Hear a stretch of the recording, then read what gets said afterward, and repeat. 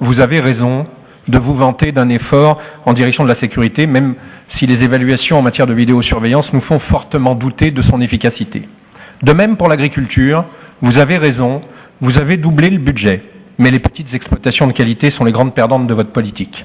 En revanche, votre budget 2017 primitif prévoyait près d'1 milliard d'euros d'investissement.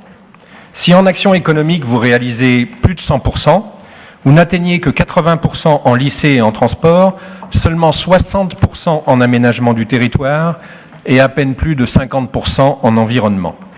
En réalité, vous ne relancez pas l'investissement. En 2017, vous avez annoncé 808 millions, mais près de 50 millions sont des cautionnements ou avances remboursables. Avec les transferts de compétences des départements, votre niveau d'investissement hors dette et hors FEADER ne représente en réalité que 24% du budget total, soit moins qu'en 2015, la plus mauvaise année du mandat précédent.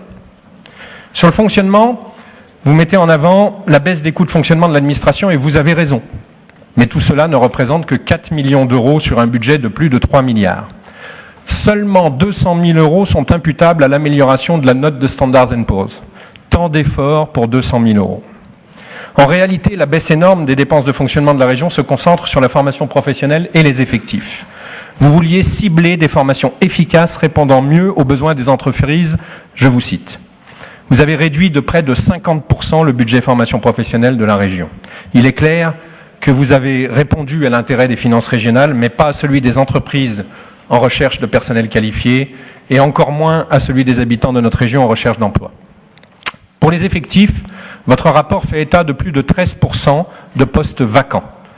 Certes, cela fait une sacrée économie de fonctionnement. Mais du coup, comme certains élus de votre majorité le craignaient publiquement, ne seriez-vous pas victime de votre dogmatisme?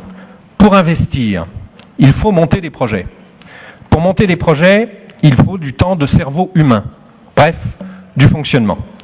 Vos mauvais résultats en aménagement du territoire ne sont-ils pas la conséquence de vos coupes sombres en ingénierie dans les territoires? Vos mauvais résultats pour les investissements régionaux directs ne sont-ils pas le résultat des compressions de personnel? Il y a quelques jours, j'écoutais avec délectation une émission de radio sur les cépages modestes et oubliés. Quelqu'un a dit « La modestie, c'est une noblesse faite d'authenticité simple ». Je ne sais pas pourquoi, cela m'a fait penser à ce rapport. Pourtant, en matière de budget, le contexte aurait pu vous inciter à un peu de modestie. Merci.